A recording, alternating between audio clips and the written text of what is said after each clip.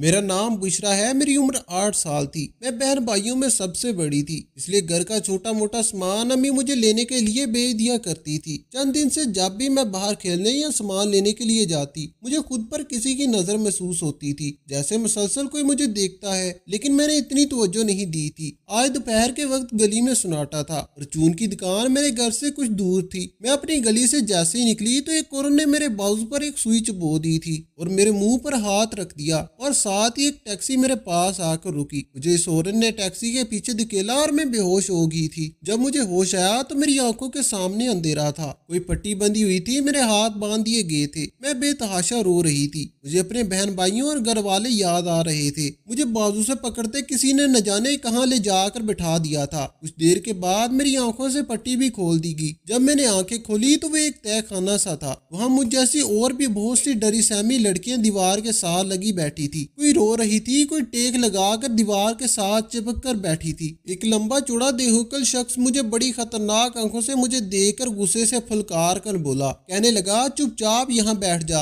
اگر ذرا سا بھی شور شرابہ کیا تو ہاتھ کاٹ دوں گا تمہارے۔ اس نے اپنی سرخ آنکھوں سے میری شور آنکھوں میں گاڑتے ہوئے کہا تھا۔ میں بری طرح سے گھبرا سی گئی تھی۔ میں 8-9 سال کی تو تھی، ایسے واقعات بھی سن رکھے تھے کہ بچوں کے ہاتھ پاؤں کاٹ کے بھیک منگوائی جاتی ہے۔ میرا ڈر جانا تو فطری سی بات تھی۔ میں ایک لڑکی کے ساتھ جا کر بیٹھ گئی اور اپنے سسکیوں کو دبائے رونے لگی۔ مجھے میری امی بہت شدت سے یاد آ رہی تھی، جنہوں نے مجھ پر کبھی ہاتھ تک نہیں اٹھایا تھا۔ مجھ سے چھوٹے بس 2 بھائی ہی تھے، اس لیے امی اور ابو مجھ سے بہت پیار کرتے تھے۔ میں گوری رنگت اور سنہری بالوں والی تھی، اس لیے مجھے ابو گڑیا کہہ کر پکارتے تھے۔ تہہ خانے میں بس ایک ہی بلب لگا ہوا تھا، جس کی پیلی روشنی اس بڑے سے حال نما تہہ خانے کو روشن کرنے کے لیے ناکافی تھی۔ میری ہی عمر کی 10-12 بچیاں وہاں ڈری سہمی بیٹھی تھی۔ کچھ دیر کے بعد یہ ایک عورت اندر آئی۔ وہ بڑی ہی جسامت کی مالک تھی، چہرے پر سختی تھی۔ اس عورت کی گول گول آنکھیں کسی چیل کی تیزی دکھا رہی تھی۔ اس نے سب لڑکیوں کو تیز نظر ڈال کر دیکھا اور بڑے کر سخت انداز سے بولی کہ سب اندر سے کام کی۔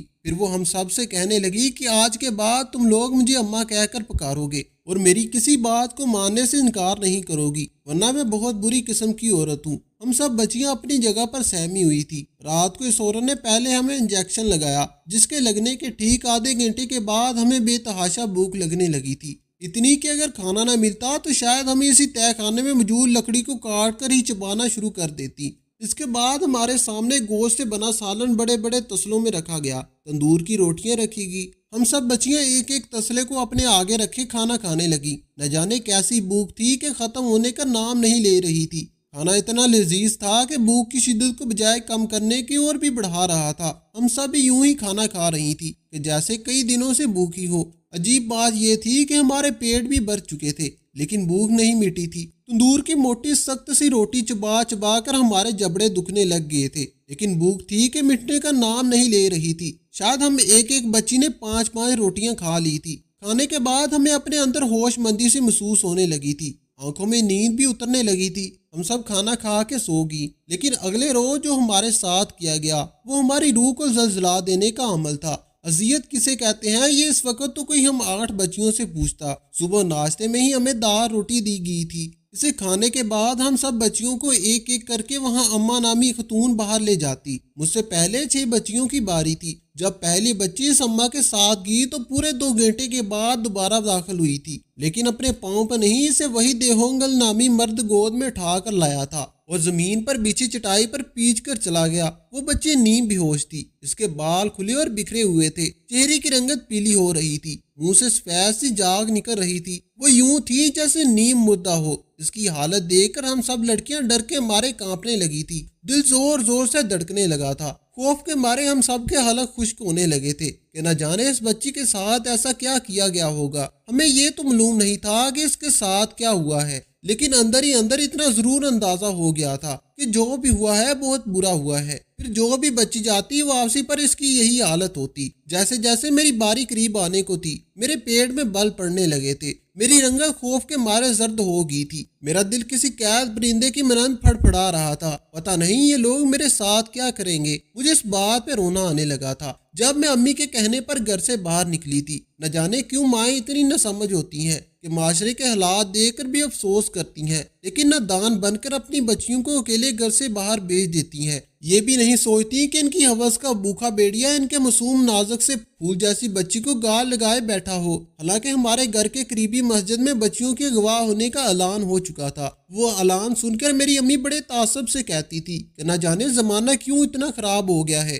جب پتا تھا کہ زمانہ اتنا خراب ہو گیا ہے تو مجھے کیوں اکیلے اس زمانے کی بینر چڑھا دی۔ امی میں چھوٹی بچی ہی تو تھی، اپنے سامنے اپنی عمر کی لڑکیوں کی غیر ہوتی حالت دیکھ کر بلک بلک کر رونے لگی، اپنی ماں کو کوسنے لگی۔ کاش کہ میں امی کو صاف منع کر دیتی کہ مجھے باہر نہیں جانا، کاش میں دروازے کے باہر سے قدم ہی نہ نکالتی۔ ہائے میری امی، مجھے کون ان بھوکے بیڑیوں سے بچائے گا؟ میرا نازک سا وجود اس وحشی درندے کی بھوک کہاں مٹا سکتا ہے؟ یہ انسان نہیں ہے، بھوکے حوث کے مارے کتے ہیں جن کی آنکھوں میں بال ہوتا ہے۔ نہ یہ 3 سال کی بچی کو بچی کی نظر سے دیکھتے ہیں، نہ 7-8 سال کی بچی کو بچی سمجھتے ہیں۔ انہیں ہر بچی بس عورت نظر آتی ہے۔ ان کی حوث شدہ آنکھوں میں اتنی شدت کی حوث کی بھوک ہوتی ہے، تیز نظروں سے ہی مخالف جنس کے وجود کو تار تار کر دے۔ خدا را ہم معصوموں پر رحم کھو، ہمیں مت باہر جانے دو۔ میں تو مر ہی گئی تھی کہ میری ماں نے مجھے باہر کیوں بھیجا تھا۔ ماں دیکھ، تیری بیٹی اب کیسے ان ظالموں کی عتاب کا نشانہ بنتی ہے۔ میں دل ہی دل میں اپنی ماں سے شکوہ گو تھی۔ میرا دل چاہا کہ کاش زمین پھٹ جائے اور میں اس میں سما جاؤں،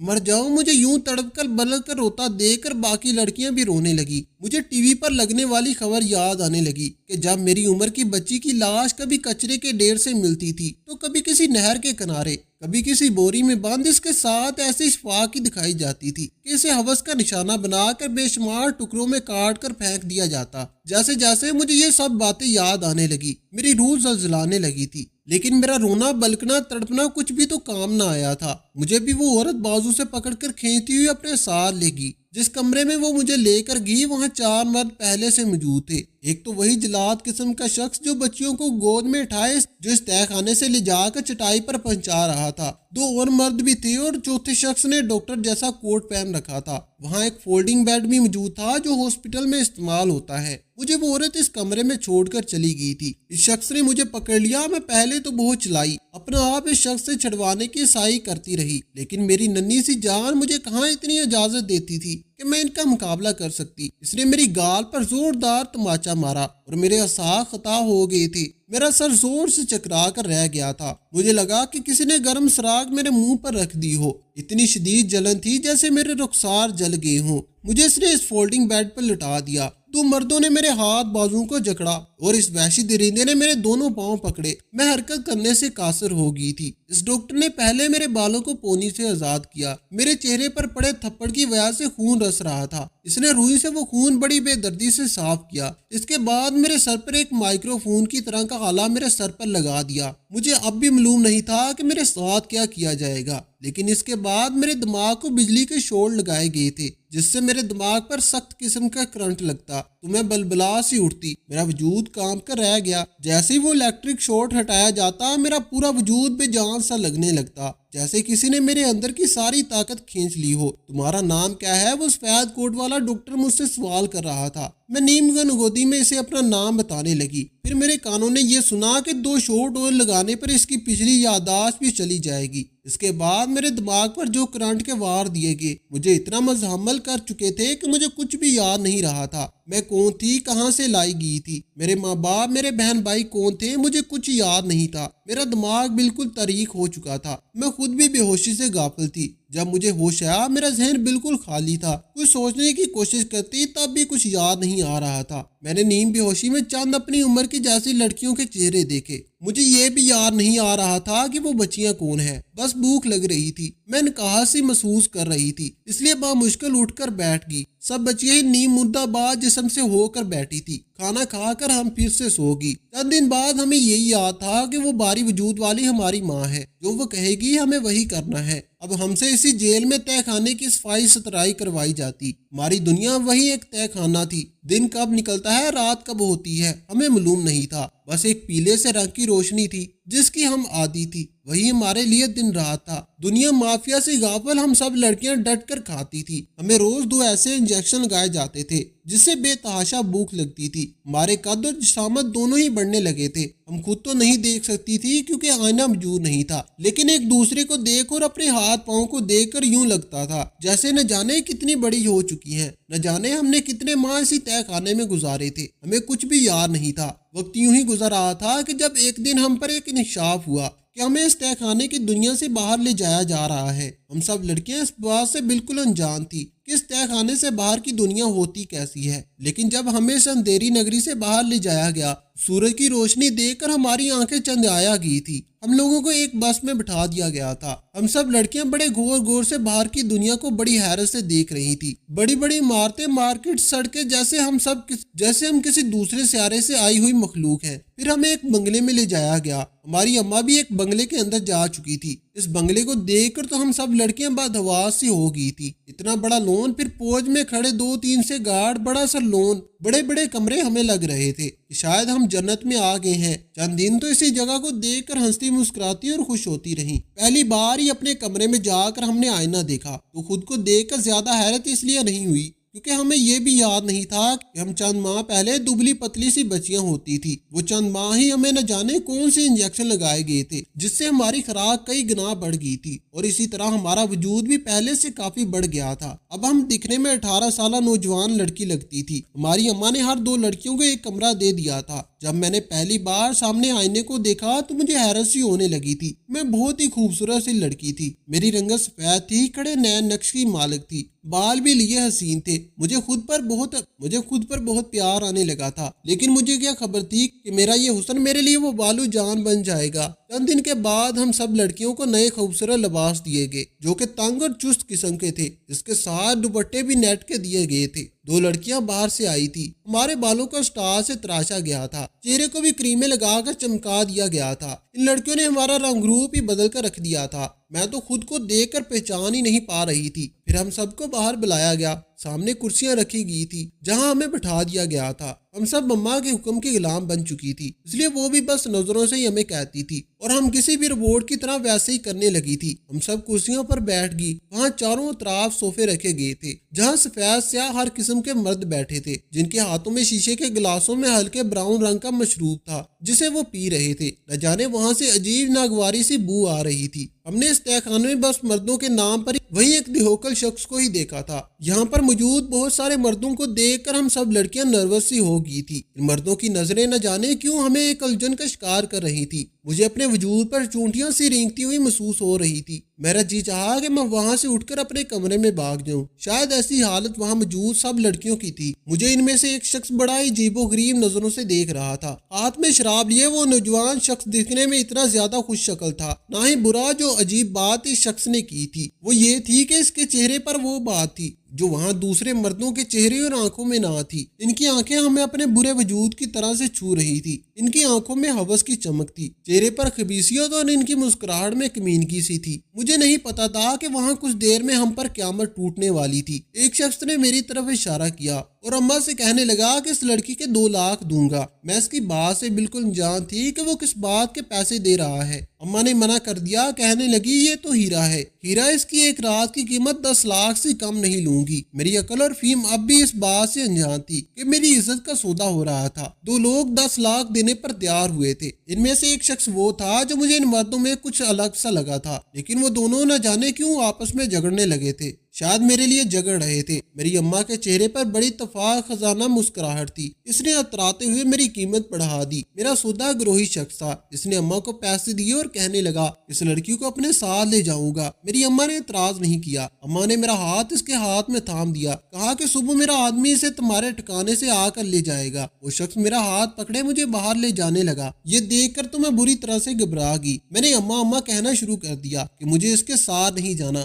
میں بے شک دکھنے میں بڑی لگنے لگی تھی لیکن تھی تو کم عمر ہی۔ لیکن اماں نے میری طرف قہر بھری نظروں سے دیکھا، میری بولتی بند ہوگی۔ وہ شخص مجھے گاڑی میں بٹھا کر گاڑی جب روڈ پر لے آیا تو مجھے آنسو بہاتے دیکھ کر ذرا سی نرمی سے بولا، تمہیں بھوک لگی ہے؟ نہ جانے کیوں وہ مجھ سے پوچھ رہا تھا۔ بھوک تو مجھے لگی تھی، وہ بھی بہت زوروں سے۔ میں نے کہا کہ مجھے میری اماں کے پاس چھوڑ دو۔ وہ مجھے کہنے لگا کہ تم پہلے کھانا کھا لو پھر چھوڑ آؤں گا۔ میں اس کی بات مان گئی۔ وہ مجھے ایک گھر میں لے گیا، پھر میرے سامنے کھانا رکھا۔ مجھے بہت زیادہ کھانے کی عادت پڑ چکی تھی، اس لیے پلیٹ میں رکھے چاول مجھے بہت کم لگنے لگے تھے۔ میں نے چھوٹی سی پلیٹ میں کبھی کھانا نہیں کھایا تھا، اس لیے وہ میں نے چاولوں سے بڑی ڈش پکڑی اور ہاتھوں سے کھانے شروع کر دیے۔ چاول بہت مزے کے تھے، دونوں ہاتھوں سے میں نے چاول کھانے لگی۔ وہ شخص مجھے بڑے غور سے دیکھنے لگا تھا۔ میں نے 10 منٹ میں پوری ڈش خالی کر دی۔ پھر جب میری نظر اس شخص پر پڑی تو اسے اپنی جانب متوجہ پا کر مجھے خوف سا ہونے لگا تھا، شاید میں زیادہ کھا چکی تھی۔ میرے ہاتھ چکناہٹ سے بھر چکے تھے۔ اس نے میری جانب ٹیشو بڑھایا لیکن میں نے اسے اپنے دوپٹے سے اپنے ہاتھوں اور منہ کو صاف کیا تھا کیونکہ مجھے یہی عادت پڑ چکی تھی۔ کھانا کھاتے ہی میں نے اس شخص سے کہا کہ مجھے اماں کے پاس چھوڑ آؤ۔ کہنے لگا کہ اتنی جلدی بھی کیا ہے،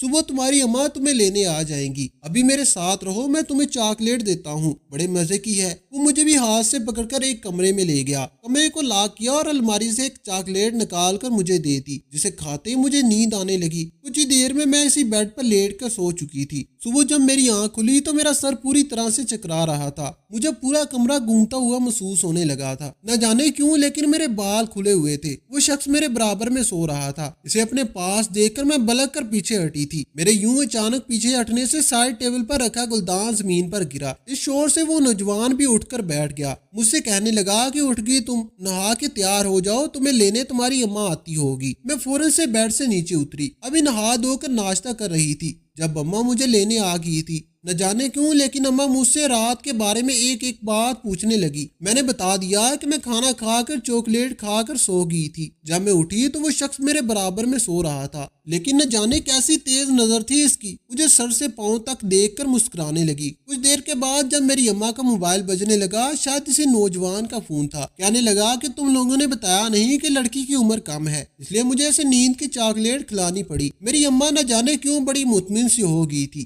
اگلی رات پھر سے وہی شخص میرے لیے آیا، لیکن نہ جانے کیوں میری اماں نے انکار کر دیا۔ کہنے لگی کہ ایک ہی شخص کو ہمیں ایک ہی لڑکی بار بار نہیں دیتے۔ مجھے نہ جانے کس شخص کے حوالے کر دیا۔ وہ انسان نہیں تھا، انسانی وجود میں درندہ تھا جس نے مجھ پر ذرا رحم نہیں کھایا۔ میرے گھبرانے اور پیچھے ہٹنے پر اس شخص نے مجھے مارنے سے بھی گریز نہیں کیا تو میرے چہرے پر اس کمینے کے تھپڑوں ناخنوں کے نشانات تھے۔ میں بے تحاشا رو رہی تھی، میری عزت پامال ہو چکی تھی۔ جب اماں مجھے لینے آئی تو مجھے دیکھ کر مسکرانے لگی۔ مجھے نہ جانے کیوں پہلی بار اماں سے نفرت ہوئی تھی۔ میرا جی چاہا کہ سامنے کھڑی عورت کا منہ نوچ کر گلا دبا کر جان سے مار ڈالوں، لیکن بے بس تھی۔ اس خبیث عورت نے میری چٹیاں پکڑ لی، کہنے لگی کہ بڑا سینہ بن رہا تھا وہ کمینہ انسپیکٹر، کل تو بچ گئی تھی کیونکہ وہ انسپیکٹر ہماری خبریں لینے آیا تھا، اس نے تجھے چھوا تک نہیں تھا، دھوکہ دے رہا تھا ہمیں۔ میری تو نظریں دیکھ کر پہچان جاتی ہیں، وہ تو ہماری ٹو لینے آیا تھا، لیکن یہ نہیں جانتا تھا کہ ہماری سوچ اور پہچان اس تک رسائی ممکن نہیں۔ مجھے اماں واپس لے گی۔ رات ہی ہمیں اس بنگلے سے نکال کر بس میں بٹھا دیا گیا تھا۔ میرے ساتھ دوسری لڑکیوں کی بھی حالت مجھ سے مختلف نہ تھی، شاید ہم سب کا دکھ مشترک تھا، اس لیے ایک دوسرے کے ساتھ لگ کر ہم بہت روئی۔ اب رات کو بس میں بیٹھ گئی اور دوسرے دن نہ جانے کس دوسرے شہر میں لے جایا گیا تھا۔ ہم سے جسم فروشی کا کام لیا جانے لگا جو ایک اذیت ناک عمل تھا۔ کم عمر کی وجہ سے ہماری مانگ بہت زیادہ تھی۔ ایک بار بڑے ڈیلر سے ہم سب لڑکیوں کو سودا طے ہو گیا تھا، وہ عربی تھے، وہ دبئی سے آئے تھے، ہم سب لڑکیوں کو دبئی لے جانا چاہتے تھے۔ ہم سب لڑکیاں روز اپنی بدقسمتی پر روتی تھی، جب ہم اماں کی بات انکار کرتی تو وہ ہمیں بہت مارتی۔ اسی کے منہ سے ایک بار غصے سے یہ بات نکل گئی کہ ہمارے ماں باپ نے تو ہمیں گلی میں کھلا چھوڑ رکھا تھا، اگر انہیں ہماری اتنی فکر ہوتی تھی اب وہ عربی ہمارا سودا کر رہے تھے